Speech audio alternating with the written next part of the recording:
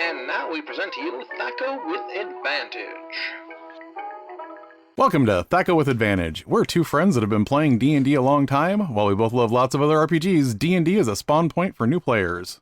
You know when you start playing a new video game and you kind of bumble through making your character and you don't really have optimized stats or the best build, but you still end up enjoying the game? Hey, that's me in real life. I'm Ange, and I play RPGs, and I love talking about them. You can find a lot of that talk on Gnome Stew and the Gnome Stew's podcast, The Gnomecast. Why am I here? Why listen to me? If you're already started listening to the podcast and you've gotten this far, I'd have to do something really terrible to get you to turn it off right now, wouldn't I? Like if I said I was making all of this up and had never played D&D a day in my life, would you hit the stop button on your podcast player of choice? I mean, if I said that, I'd be lying. So would you be turning off the podcast because I don't know anything about D&D or because I was lying to you? Anyway, you can find my work on gnomestew.com and whatdoiknowjr.com. After we look at the games we're running, or not, in the campaign journal, we'll be talking about treating the first TTRPG session like a video game tutorial. Then we're going to have some recommendations of D&D related content for you to check out in our downtime research segment. Now stand by for station identification. This is WD&D the Role Player. Now we're going to Mac McKinney in the morning game with Wolfman.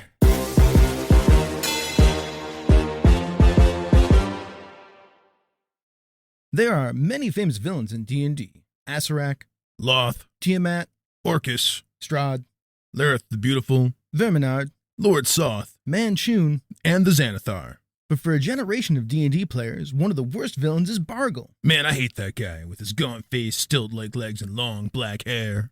The BECMI Red Box Basic set taught players the rules by running them through a choose-your-own-adventure style scenario, which ended in a confrontation with a magic item-stealing wizard named Bargle. Bargle's greatest crime, however, is fridging the NPC that had been your friend all throughout the intro adventure. But I tried so hard to save Alex. I mean, Aleena the Cleric. Sorry, Wolfman. You just had to figure out how to make Major Force, Bargle, pay. Let me just finish up this campaign journal. As I mentioned in the last episode, this campaign journal for me is going to be pretty light. Old Margrave got punted due to people being absent for travel or other events. I was supposed to be in Cleveland, but that got canceled, but other people were also busy, so we just called it for the weekend. City of Cowls should be happening this coming Saturday. We've had some speed bumps with that one, but we should be back on track.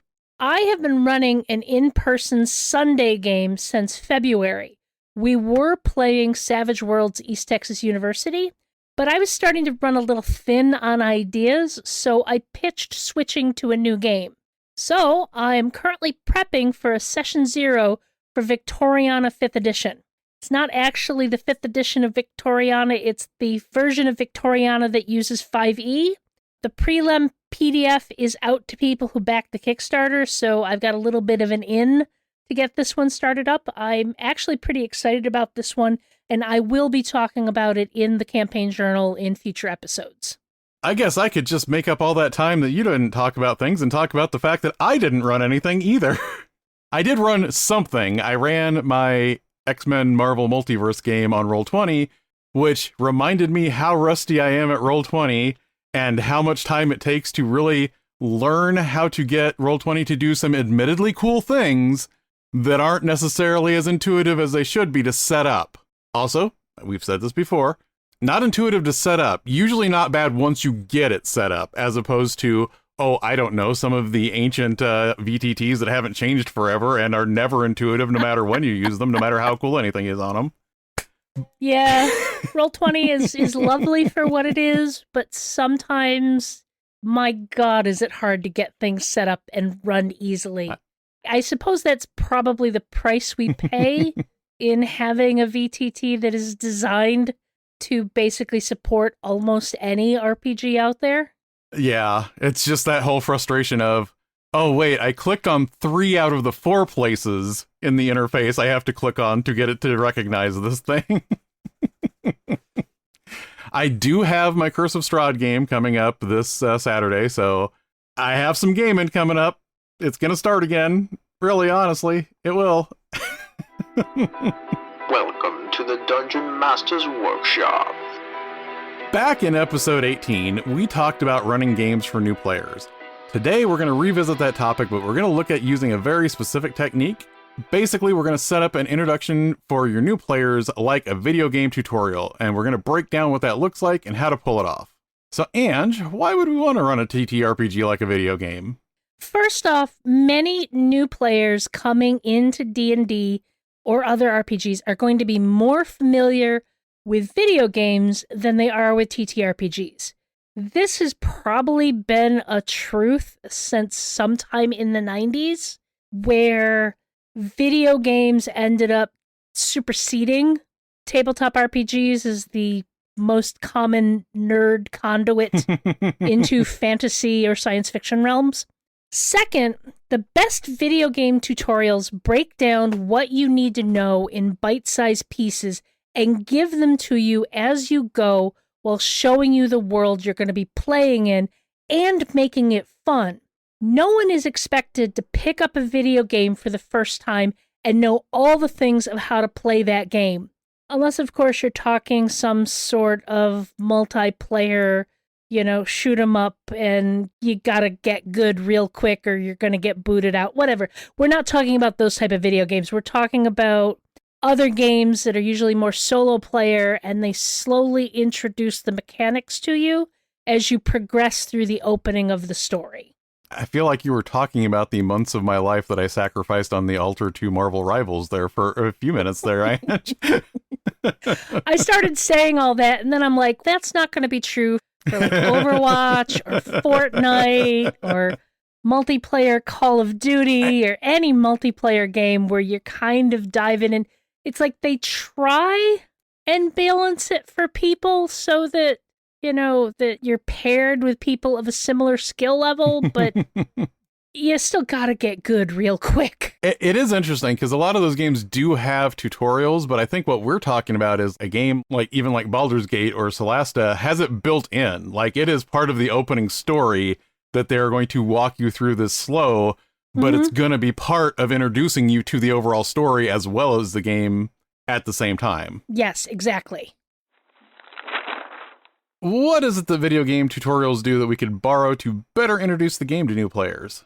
Like we just said, good video game intros get you to start playing the game right away, but progressing through the opening slowly teaches you the basics of what you need to know rather than trying to dump all the information on you up front. I think a lot of us that are old enough can remember video games back in the day where you got like a user manual and you had to refer to the user manual as you're playing the game to try and understand what you were doing and what was happening. Video games don't do that anymore. They don't bother developing user manuals. They don't develop guides.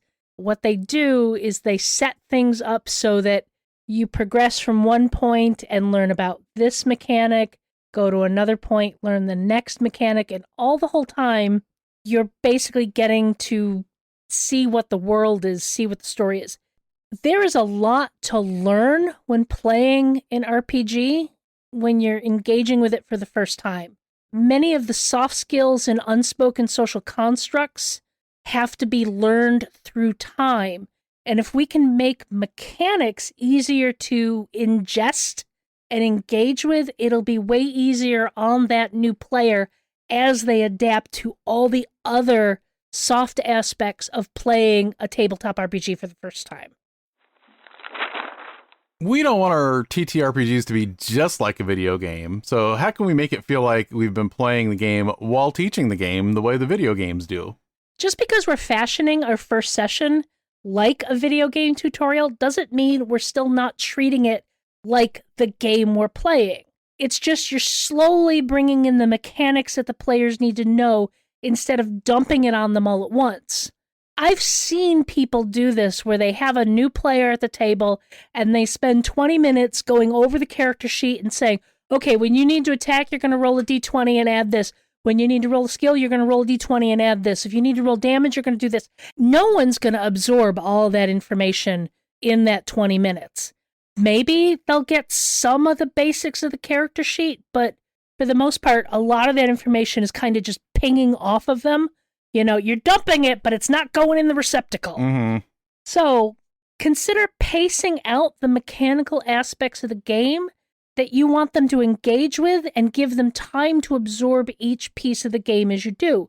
You don't need to have them learn all of the facets of the game out of the gate up front. Yeah, and I think that's interesting. I mean, part of what got us talking about this was when I basically ran the opening session of the X-Men game as a Danger Room session, which was kind of doing the tutorial thing. But the other thing, like when we first started talking about this, is the new starter set for D&D is out.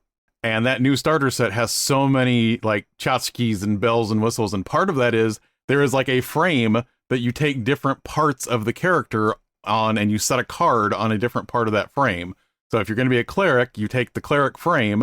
If you're going to be a dwarf, you pick up the dwarf card and put it on the frame. That's kind of what we're talking about, because each one of those components that you're putting on that frame in that basic set is like we're talking like, here's the thing I want you to focus on right now. Just look at this right now. 4th edition gets a lot of crap for both legitimate and bad reasons. One of the things it did really well was frame starting characters in a way that people coming from video games could connect with.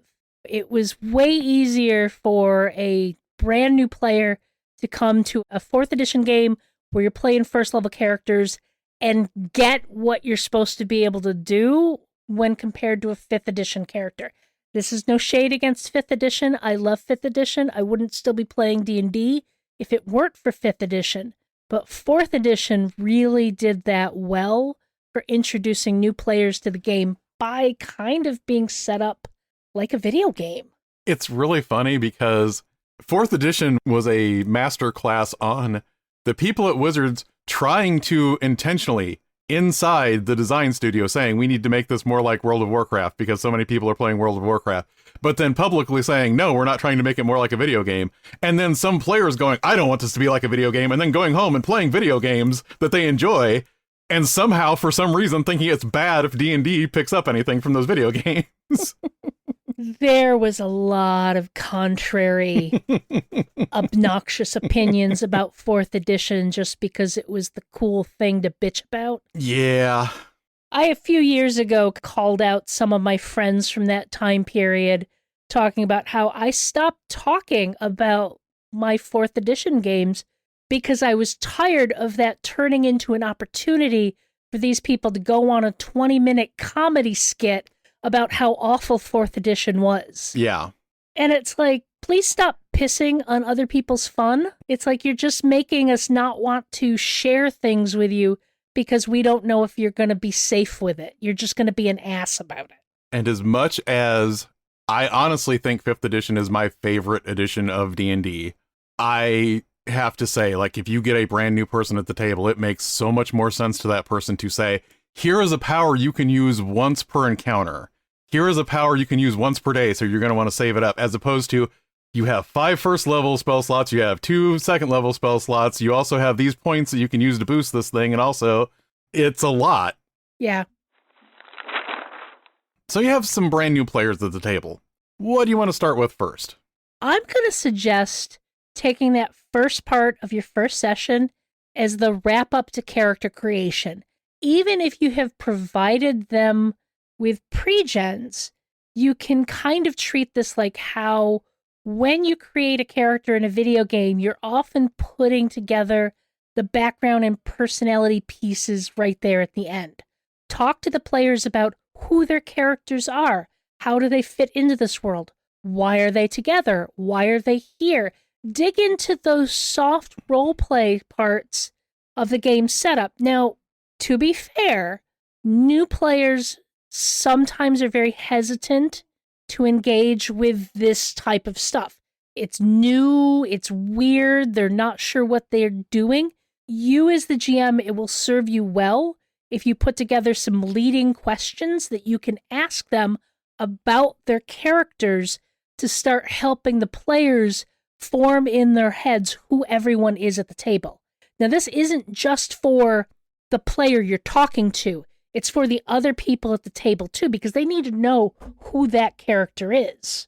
This is Ange could go on a rant here, but this is something I see forgotten a lot, and in one-shots where it's like we all sit down to the table, we all pick characters, the GM starts running the game. I have no idea who anyone else at that table is. Who's your character? Who's this character?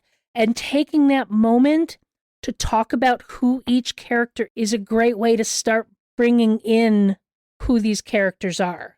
Talk at the table about class, lineage, and all those little pieces that make the character unique. Help the players get settled and maybe even get a little bit into character in that opening as you start talking about the world these characters are in and the world they're going to be engaging with. When we started our Ravenloft game, everyone in the group was from the Witchlight Carnival because I just like the contrast of being in the Feywild and then shifting to the Shadowfell with the all of that. But they were all people at the carnival. That's what they kind of latched onto to make their characters. So we did spend some time saying, okay, do you all hang out together? Not really, but we all know each other. Okay, what do you do at the carnival? What do they remember about you? You know, what's a memorable thing that happened? Why they would remember that you're that person that, you know, that is always like rousting people and tossing them out when they get rowdy. Those were some of the things that we walked through. So they had an idea of what day-to-day life looked like in the carnival and how they knew each other before all of them get whisked off into Ravenloft. When I started the game for my niece and her friends several years ago when they were all still in high school, I did something fairly similar. The premise was you can be from wherever you want, but you were all in Waterdeep and you agreed to band together to go to Phandelver and find out what was going on there and what they needed help with. And then I would basically ask each of them, who are you? Why did you decide to do this? What do you think about your other friends here? Who are you friends with? And, you know, of course, there were teenagers. There were a couple of them, you know, the edgy loner. I'm searching for my family's killer. I'm just with these people because they're a means to the end. Okay, you get on with your bad, edgy self.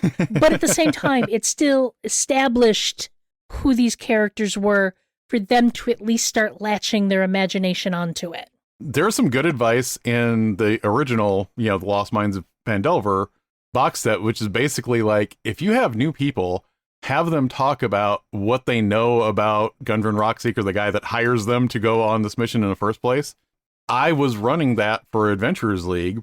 And I will just say, early Adventurers League in 5th edition was great because I had a whole table of people that really, they showed up because it was Adventurers League, but they had no concept of organized play other than the game store is hosting newbies to just show up and play D&D. And that was great. But we went around the table and I was like, okay, you're all already on this mission. You took the job, you're sitting around camp. I want you all to tell me something about Gundren and how you started working for him and something noteworthy about him. And it was actually really fascinating how detailed Gundren became just from the stories that all of them were telling.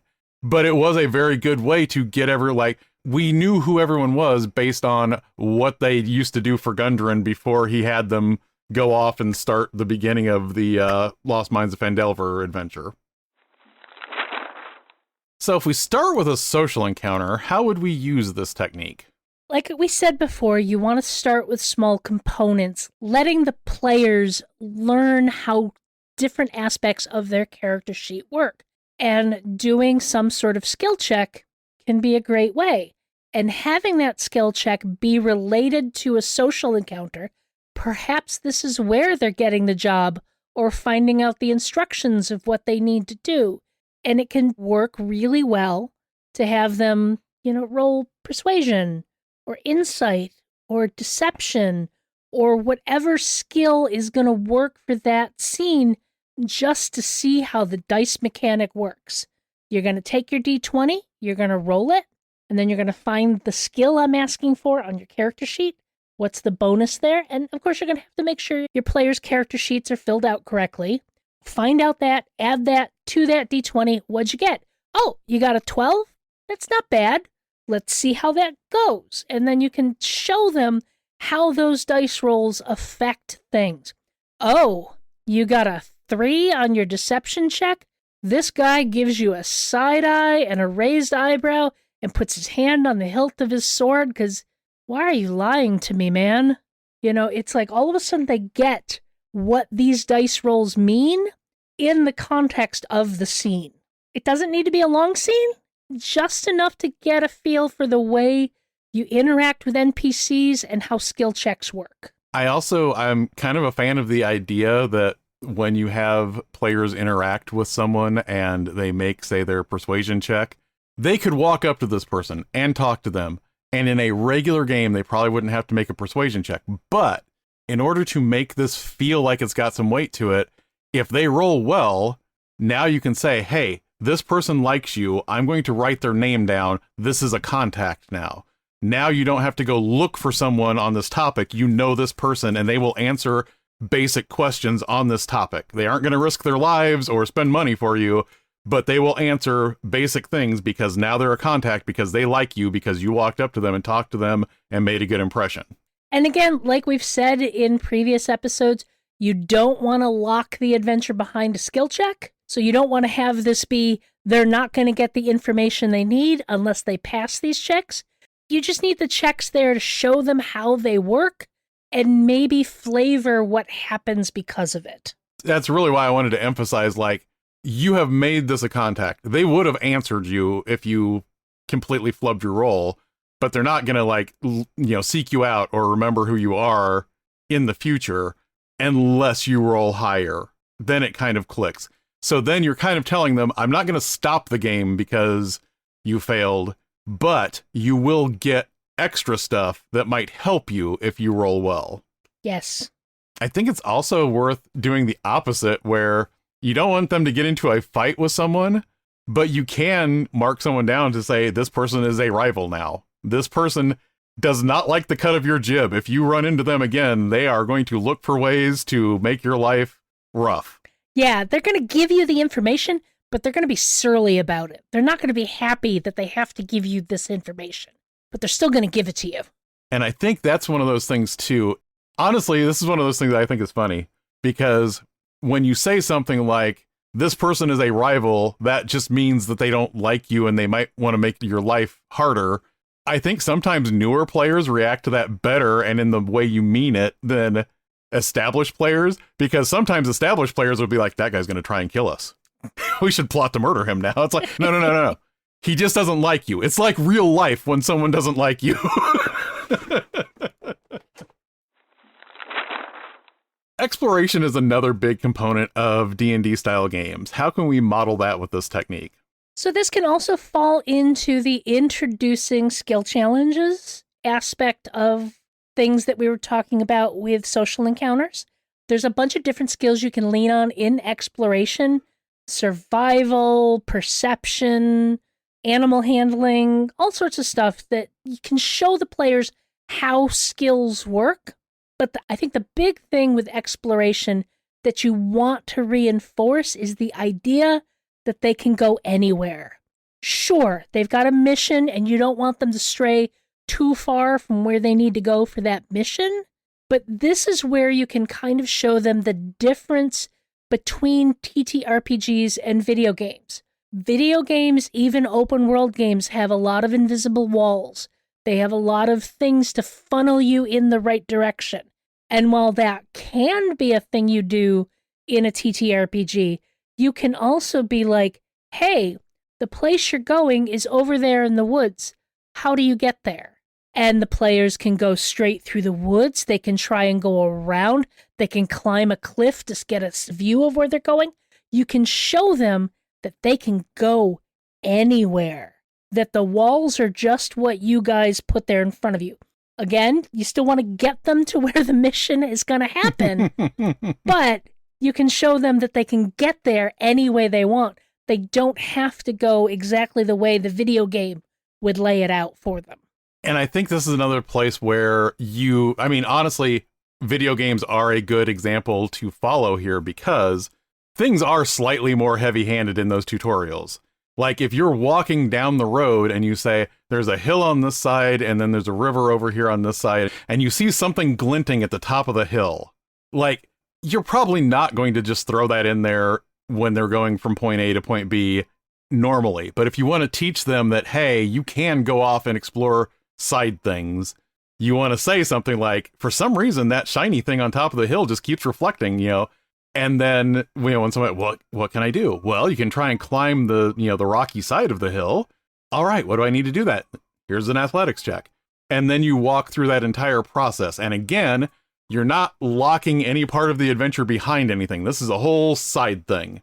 If they cannot climb up the side of that thing, that's fine. If they can climb up the side of the thing, you can give them like a shiny new sword that maybe does something minimal that isn't going to break the game, but makes them feel like it was worth going up there and getting it. It really is. Let's show them that the walls that exist in a video game aren't here. Again, we may need to work on the social contract of the players engaging with the plot you're trying to run, but at the same time, they can approach it in whatever way they want. I'm still laughing because it ties into this. I had one of my players, because she took her background and everything, and she just got what she got from picking the backgrounds and everything. And this is our Dhampir evoker. And she was like, man, I have nature as a trained proficiency. When am I ever going to use that?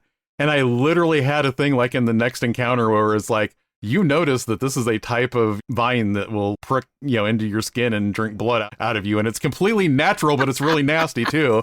And she makes that check, and I explain that to her. She goes, wow, it was useful for something.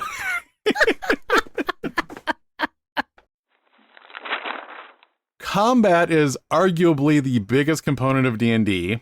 So what works when you're trying to run combat like a video game tutorial?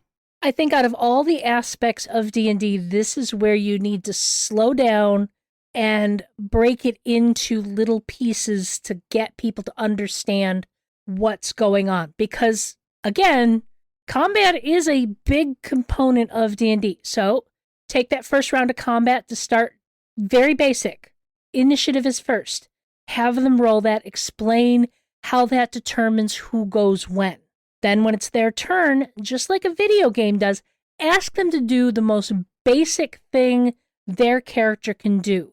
Use their weapon, cast a cantrip. Let them learn the basics that they can always rely on. Let them roll it, show what modifiers need to get added, and how they handle damage. Just cover the basics in that first round of combat. There's a lot to learn in combat. In that first round, you're also going to be talking about armor class, hit points, the attack roll, damage roll. So keep it simple first round and go through the very basic things they need. Then in the second round, start introducing their other special abilities. Talk to the spellcasters about maybe casting one of their first level spells. And it's going to vary from class to class, but each one of them may have something different they can do that is special to their class. And this is like again, we said this was so much easier in 4th edition because you had your once per encounter, once per day, those type of abilities. All the characters have them. You could show everyone how to do it. 5th edition, it's going to take a little bit more work. You're probably going to need to do a little bit of legwork at the beginning as the GM to understand what each of them can do so you can better walk them through it. And you still want to make it interesting. You want to throw in that flair of what's happening in the combat. If they do something really cool, give them the opportunity to describe it. Make it exciting, but also take it one step at a time so they can learn how the combat works.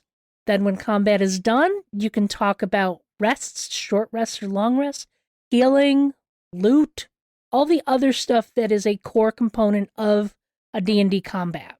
And I know we have talked about this before, that sometimes it seems really neat to get your fancy initiative tracking like polls with the numbers on them that you can turn to show whose turn it was, and that sometimes they seem really neat, but then after a while they feel like they're more trouble than they're worth. I would argue when you have a group of new players getting used to initiative, that's when you want to use that fancy visual cue of exactly what, who goes when. That's when that's good. And you can, if it does become kind of cumbersome, once they're used to initiative, you can just write it down and do whatever. This is also one of those points that you can also start training your newbies on. Your turn is coming up. Think about what you want to do. Because a lot of new players, not always, but a lot of new players are going to be younger kids, and they are easily distracted, and there's a lot going on. And so talk to them about, hey, you're coming up next. Think about what you want to do as we go through this person's turn. So you can start training some of that stuff up front. Yeah, definitely. The group that I have playing in Curse of Strahd now played a proto-campaign before Curse of Strahd that lasted a few months. And one of the things that we did there, everybody had pre-gen characters, so they weren't making their own characters, which that's a whole other thing, because I do think you want people to be invested in their characters, but I do think there is something to be said for having people play pre-gen characters. There's a whole lot to discuss there. That's a whole other topic, but that's how we started that game. But when it came to combat, I used a lot of minions from the Flea Mortals thing that MCDM put out, because if you hit them, they die. And what that let me do is, early on, I didn't want them worrying about hit point attrition as much as I wanted them worry about tracking their hit points and figuring out how they hit other things. So when you have a bunch of minions, it felt like they were mowing through a bunch of nasty, evil things, because each time they hit, one of them went down, but it was also teaching them, okay, I have to hit this number to do damage to it. If it's this type of minion and I hit it, it does damage when it dies. That was all the stuff they were learning when we weren't worried about them having to hit something 5 or 6 times before it went down. Yeah. So I definitely think the using minions is a good option. I also think it's kind of good to get them to feel like they're badasses for a while. Like, as much as you want people to feel like D&D is about getting more powerful, I also think you want them, if you want them to engage in D&D as a power fantasy, you don't want to like spank them and say, bad adventurer for thinking you can accomplish anything in this world at first level. Don't be that grognard. No. I mean, there is a time and place for that style game. It is probably not for brand new players who are coming to D&D today, whose experience with D&D is going to be Critical Role or some other actual play where they've seen people doing cool stuff, engaging with cool stories. It's a different story if we're talking 20 years ago and that new player is coming to the table with their uncle who has been in this deadly second edition game for the last 15 years. It's a different story. So there's a time and place for that style game. This is probably not it.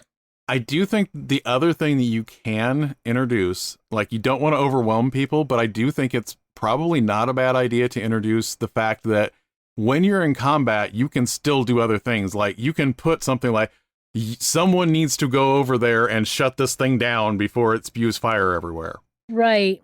Because you're also going to need to cover at some point in this first combat that you can do a move, and you can do an action, and you can do a bonus action. That's a core concept to D&D that should probably get covered fairly early. People need to know they can move, they can attack, or they can attack and then move, and so on and so forth. So having them need to take care of something else is a good way to cover all of that. And I also think it's one of those things too, like we just talked about, having the introductory social encounter, having the introductory exploration encounter, having the introductory combat encounter. I think there's something to be said for, okay, we did each of those. We walked through all of those. Now let's do one that combines a couple. Because then you're telling people D&D isn't one thing and then it transitions to this other thing. It can be more than one thing at one time. So can we still run tutorial scenes and give them stakes in the campaign? Absolutely. Many of my favorite video game openings teach you how the game works, but also set the stakes for what's going to happen next. In Horizon Zero Dawn, you open with a scene of Aloy as a baby, and you get the mystery of what's going on, who she is, that she's some sort of outcast being raised by this man. And then it switches immediately to you as child Aloy, engaging with the world, getting rejected by the other children, falling down into this underground ruin of the old world. And it slowly teaches you little aspects of how to engage with the world, how to work through things. And then it ends up being you setting the stakes for the rest of the game with her determination to find out who her mother was, and then Rost beginning to teach her how to take care of herself and fight the machines. That's not a spoiler. That's the beginning of the game. Don't come at me. In Baldur's Gate 3, it starts with the ick factor of you getting the mind brain worm deposited right in your eye, and then you have to walk through the whole opening as you're on the ship trying to save yourself as everything is on fire and starting to fall apart. If that's not setting some stakes, I don't know what is. And then you've got Claire Obscure, Expedition 33. It introduces this very strange world, these very earnest French people, as you go to the docks for this ceremony of some kind, and then the game takes your heart out of your chest, throws it on the floor, and stomps on it, and that's only about halfway through the tutorial. Yeah, I think Baldur's Gate, obviously, that is the giant illithid nautiloid in the room.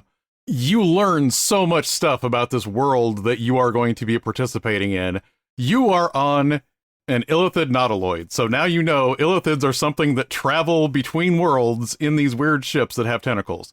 Illithids put worms in your brain that turn you into other illithids. You learn that too. The ship is flying through a Avernus. So you now know not only is hell a thing, hell is a thing you can go to and don't want to stay. You know? There is just so many things that it's hitting you with. And I think when we talk about setting stakes, it's not necessarily like, if you fail this roll, everything will end.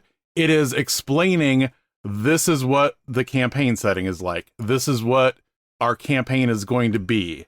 These are the things that you will want to get used to, because this is going to be where your characters are going to live for the rest of this game. One of the gold standards to take a look at, if you've never played it before, is Dragon Age Origins. Dragon Age Origins sets up the opening section of the game to your specific choices. What race you're playing, what class you're playing. Each one has a different origin. And that sets the tone for the game in completely different ways. It's an interesting thing to look at. They've never done it again. I don't know of another game that has done this, because it is a lot of work to set that up, but it was so well done.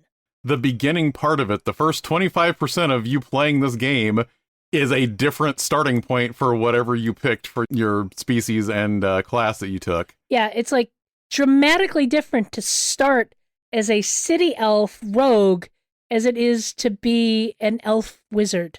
Dramatically different openings. But you know, as much as I don't advocate being a rich a-hole, the human noble does get a dog. That's all I'm saying. I mean, you can get the dog no matter where you start. It's just you start with the dog if you're a noble. My first playthrough of Dragon Age Origins was as a human rogue, so I started as the noble, and oh my god, I was so focused on getting back at the guy who betrayed my family. And then when I played again as an elf, I was like, he's not that important. Why is he not that important? He's still an ass voiced by Tim Curry, but what the heck, man?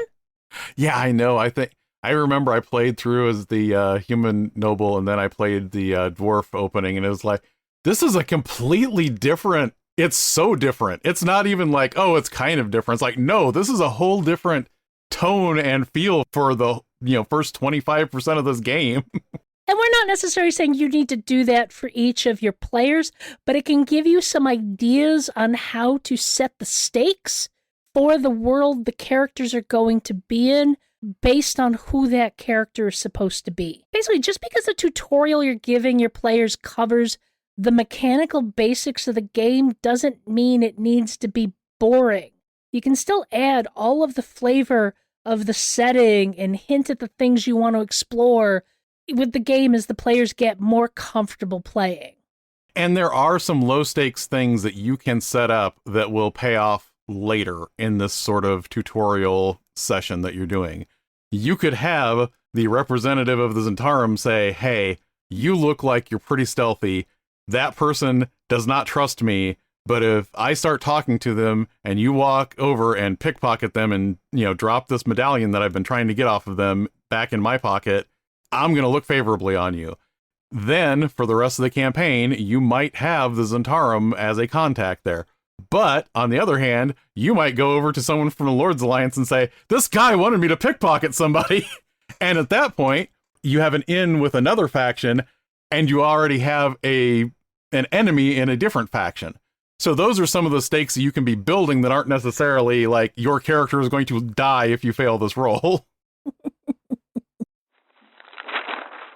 So is there anything that we need to be careful about when we're running these opening sessions like a video game? Keep in mind that this is not going to make your players experts. There's usually a week or more between sessions, so don't be surprised if your players show up for session 2 and don't quite remember how things work. Doing it the way we've described gives them a better chance to absorb it slowly, and will probably need less reminders as you go, but you need to not assume they're going to be able to retain everything that you give them in that first session. This just gives them a better chance to keep it in their brain. Remember the number of times that you've still pressed the wrong button after you've played through a tutorial. Oh my God, I am so bad at video games.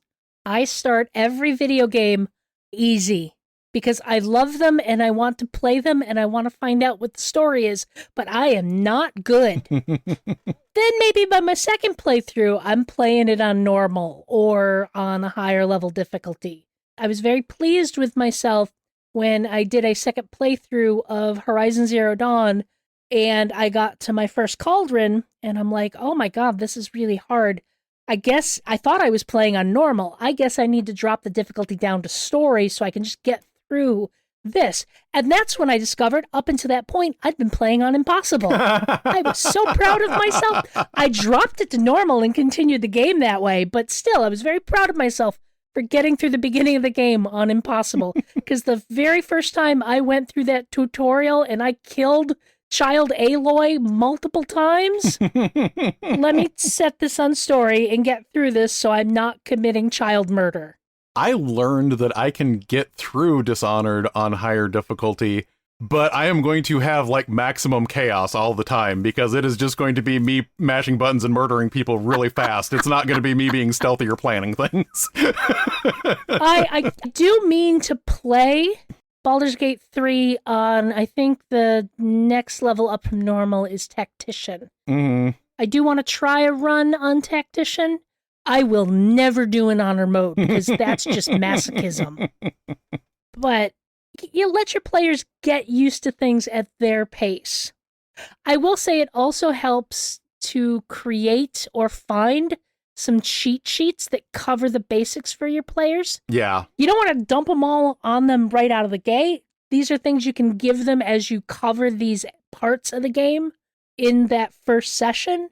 But having those can be super helpful for letting them figure out, what the numbers mean, what bonus do they add, what does the proficiency bonus mean, what does it mean when it goes up, so on and so forth. One of the reasons that I did use those pre-gens that I did with this group is if you've ever gotten one of Sly Flourish's adventures, he has a set of pre-gens that come with those, and they are really nice because they explain, like, this is what this class ability does. You will want to keep an eye out for X happening, and that's when you would use it.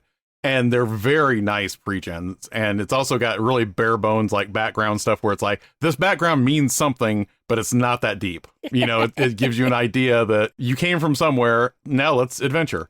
So I really like that. The other thing I was going to say is that I think is something to keep an eye out for is we talked about making sure you're talking about like your species and your class early on so that people have that expectation.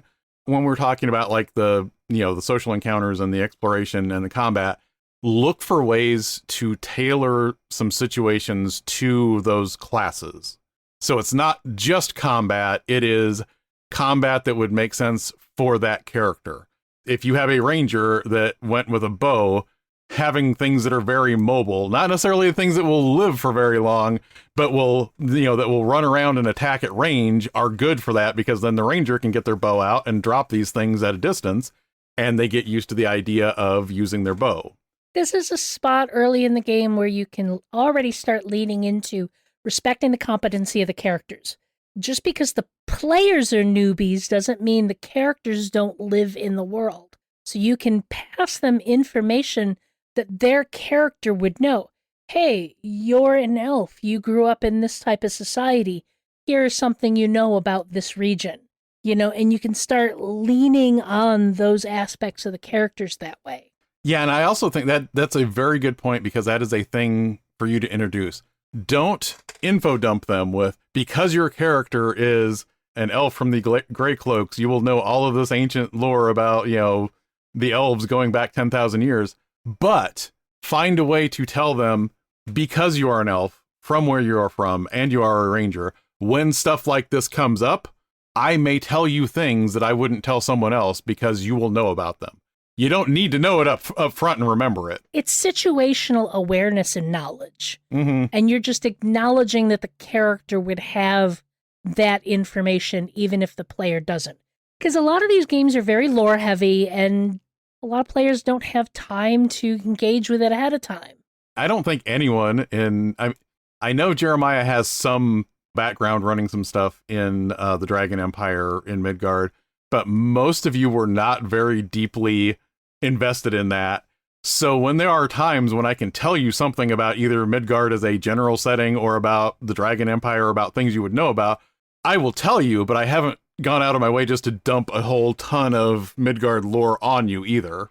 No, in fact, what was it today when Kizina is 14th level? That I go, hey, we never established what city Kizina and Inezek grew up in. What city was that? What makes sense? Because we just described the beginning of the characters' lives and then picked up at 3rd level and figured out what was going on from there. But it was so nice to find out, yeah, you probably grew up in this city. Does that work for you?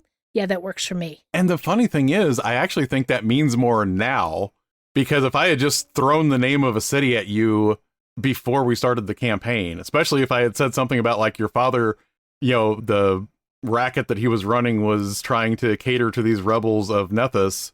Yep. None of that means anything to you, but it does now. Those are words you just said. I have no idea what they mean. Yes. Today, I know what those words mean.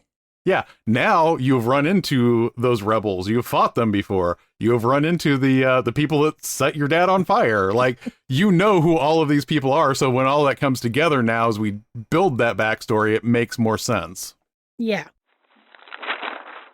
Are there any other things that we haven't covered that are part of a video game tutorial? Some video game tutorials will show you how to level up, but you should probably give the players a little time to actually play first level before walking through leveling up. Treat the leveling up as its own tutorial when you get to it. I honestly think first level is rough enough in D&D. I personally, if you ran through all of these tutorial things, I am okay with saying, okay, now you're 2nd level. Now you can get hit more than once without dropping to 0 hit points. Yeah, I can see that. I would, when I ran the kids game, they were all teenagers about to graduate high school. When I ran that game, they had a kobold fight as kind of the intro tutorial, and then they had whatever the mission they took when they got to Phandelver was. There was a little more than just the intro tutorial combat before they got to 2nd level, but it wasn't much more. And obviously, assuming you're just going to do milestone and say, you've reached your milestone because you have gone through all this training. If you're using XP, it's different, but I will point out, if you are using XP, which, wow, we haven't even touched on XP versus milestone leveling and all that sort of thing, but make sure that you're assigning XP for them doing stuff, even if there's not a lot of danger. The fact that they are engaging with the world, they need to get XP for that, because that's another signifier that it is good that you do things. It is good that you be active in the game. Honestly, we can have a whole other episode on milestone versus points, XP points. But I think, honestly, even if you want to do experience points, run them as milestone until they get to level 3. Do those first 2 bumps as milestone, especially if you're dealing with new players, so they can get a feel for things, they can get to the cool stuff for their character, and then start the grind. I will also say, I think this is another thing that just reminded me from the 2024 DMG, I think you should implement, especially with brand new players. And that is, they introduce the defeated condition when you don't want to kill someone. And I think, especially with new players, telling them until you hit tier 2 or until you reach 3rd level or however, wherever you want to place that, you will get the defeated condition if you fail all of your death saves. After that, gloves are off, but then you are again kind of establishing this idea that we are phasing in the things that D&D does. Mm-hmm. So we're going to phase in death in a little bit, but I want you to learn, and I don't want you to learn with a new character every game session. Yeah, I think that's a good idea as well. Now let's join Ange and Jared for some downtime research, where they do the work so we don't have to. Every episode, we're going to look for something related to D&D that we want to pass along to you, our listeners. It might be products, websites, videos, or podcasts, but it will always be something we think will enhance your D&D experience. First, though, our Eldritch Invocation. We have a Patreon, and if you'd like to help us do this show and provide additional content for you, we would love it if you would join. We've got our very own Discord, and we are releasing additional supplementary material all the time. There's a whole bunch of stuff from Heroes of Havel's Way and all that other stuff. It's available on the Patreon, and you can also find the Discord even if you're not a patron. So come join us on the Discord. Come support our Patreon. You can find it at www.patreon.com/Thac0WA. You might even find my defiling magic on there, which, kind of goes along with, we'll defile things for you. Don't worry. We are more than willing to defile things for you. Now, you all know I love me some YouTube. The Dungeon Dudes recently did a video on railroading entitled, "But My Players Love Being Railroaded." In it, they talk about the difference between linear storytelling and railroading and how the two are not even remotely the same thing. I thought it was a pretty fantastic explanation of the reason the two are different and what it means, because, I have had players tell me I railroaded them in a one-shot when it was literally just a linear adventure. It's not the same thing, especially when I completely modified that adventure to give them a satisfactory ending. It's just that player had no idea because he refused to engage with the plot. Anyway, all about player agency, and that video covers it really well. Again, it's called "But My Players Love Being Railroaded?" ? And we'll have a link for it in the show notes.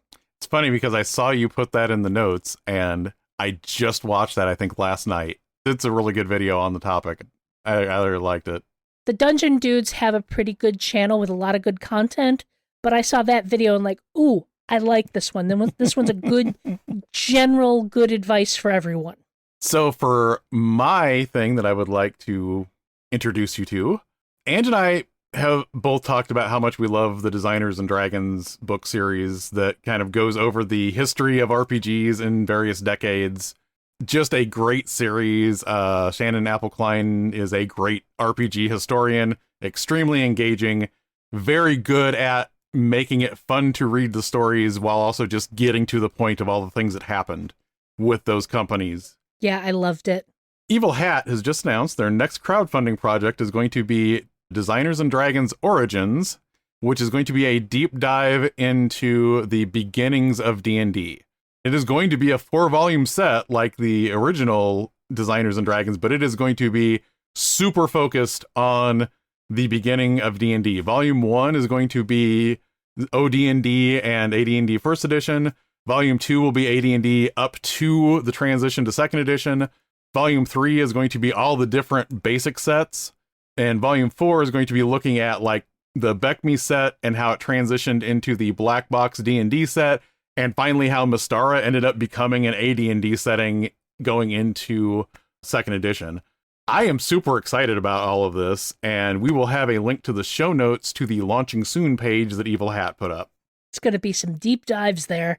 I know. I loved reading those. Like, I'm very much looking into having a whole bunch of meaty volumes to read through again. We are happily part of the Polygamers Podcast Network, helping you run and play your best games. We think you'll enjoy another Polygamers podcast like The Gnomecast. Several gnomes get together from Gnome Stew and talk about gaming topics and themselves in an effort to entertain you and avoid being thrown in the stew. I would never throw anybody in the stew, I promise. It just kind of happens. It's I'm sorry, there's no railing. Wait, don't I remember you saying you're really good at murder? I thought that was a thing that came up recently. Shh.